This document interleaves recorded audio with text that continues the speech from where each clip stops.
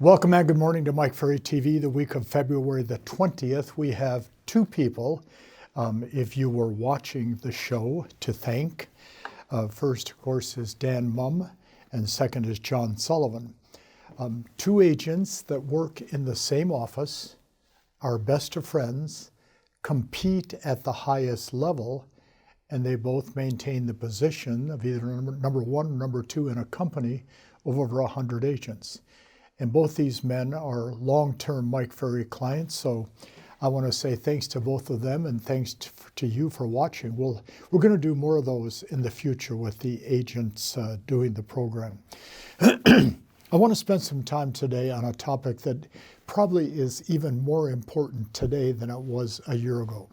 And that is the topic of learning to ask a lot of good questions, whether it be in the pre-qualifying process, in the lead follow-up process, on a listing presentation, showing property, handling objections, negotiating and closing, or just understanding that the truest way to get a lot of engagement and a lot of response from anybody you're chatting with is to ask a lot of questions. And the key to asking questions is to look at the words who, what, where, when, why, and how. They are referred to as open-ended phrases that become attached to a question to create conversation. And I know a lot of agents in real estate are trained to talk and talk and talk and talk and talk. And I understand it because, there's a lot to say about either yourself and your career and your success, or a lot to say about the company you work for and the uniqueness of that company. But the real question that I like to present to good agents like yourself, if you're talking all the time, how do you know if they're listening? And if you think about this in watching Mike Ferry TV, which hopefully a lot of you do on a regular basis, a good portion of the time when I'm speaking, I'm asking you questions. And if I'm asking you questions, it causes you to think, doesn't it? And if I'm causing you to think, don't I have a better chance of getting you to take some type of action, either strong action in favor, or maybe saying that is not the style I want to use. But the more questions I ask, the more involved you become. So I wrote down 8 different thoughts regarding asking questions. And I would suggest you make a note of them and or watch Mike Ferry TV several times this week, because you really have to decide what type of salesperson you're going to become. Because selling is asking questions, not telling.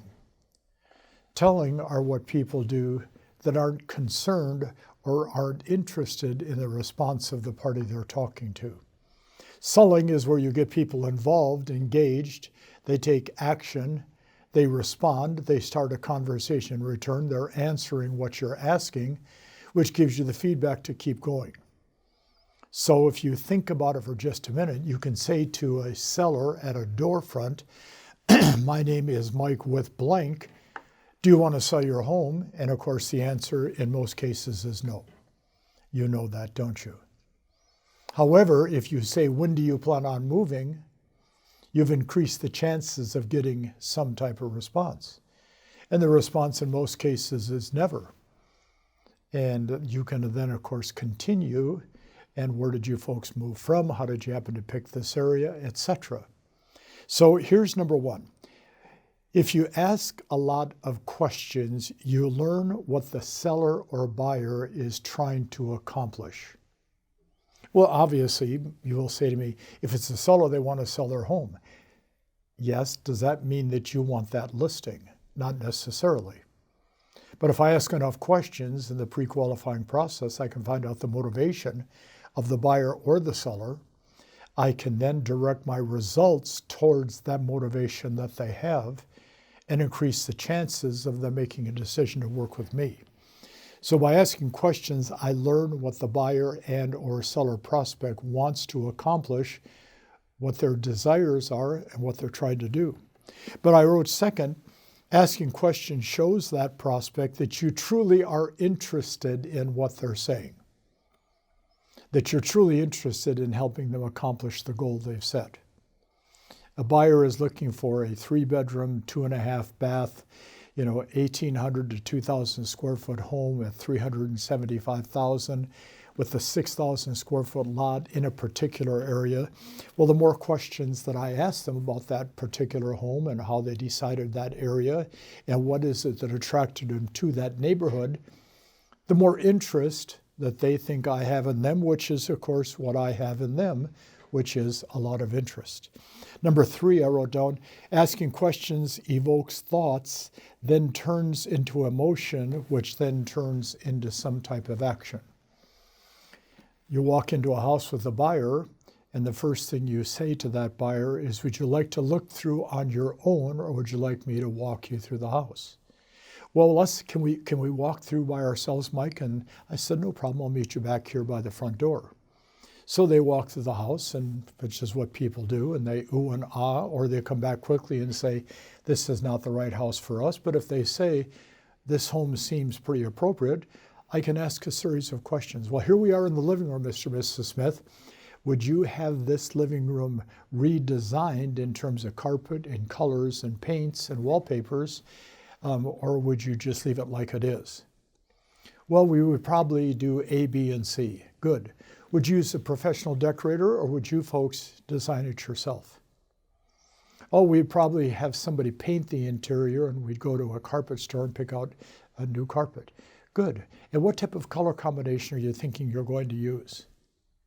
So all I'm doing is moving them into an emotional state, which leads them to taking action by the questions that I ask. I wrote down number 4, it's a quick way to change a person's perspective. Well, not every home that is for sale that you're going to show a buyer is designed for a buyer to buy. And we both know that. They're going to change a lot of things very commonly in that house. So in essence, the questions lead them to a little different perspective. Here we are in the family room. Would you make it a family room to be enjoyed by the children and yourself for TV viewing? Or would it be a family room just designed for conversation, a place for the kids to do their homework? Gee, I never thought of that. Well, see, the question leads them to a different perspective. I wrote down number 5, great questions separate you from the competition.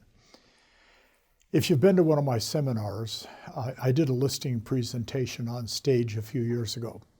And in 20 minutes, I asked about 115 questions of the couple that were working as a potential seller.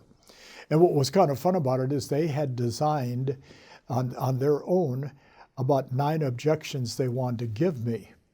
And each objection that they brought up, I would ask them 2 or 3 questions. And finally, after a couple of these situations, they finally said, we might as well sign the contract because it looks like Mike is prepared to get the home sold. Well, watch, that does separate us from the competition, asking questions. I wrote down number 6, asking questions keeps you on script.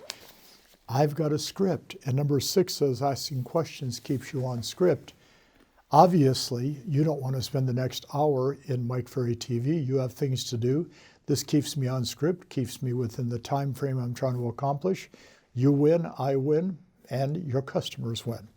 Number 7, asking questions engages the prospect to what they want to do. Or in essence, it moves them forward. And isn't the sales process really taking a prospect and moving them forward? Of course it is. And you do that through questions, not conversation. And then I wrote down last, asking questions allows an agent to remain in control.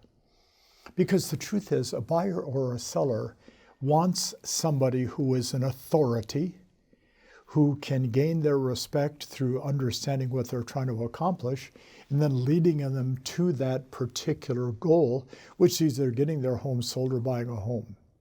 So you remain in control. So what I want you to think about is, if I was to listen to you make a presentation for a listing, or I watched you show property to a buyer, and I took a pen and a piece of paper, and every time you asked a question, I put a check mark during that 20, 30, 45, 50 minutes you're with that prospect, how many check marks would be on the paper? And if it was being recorded, would it be a conversation or a sales presentation? It's something you have to decide. Thanks for watching. Talk to you soon.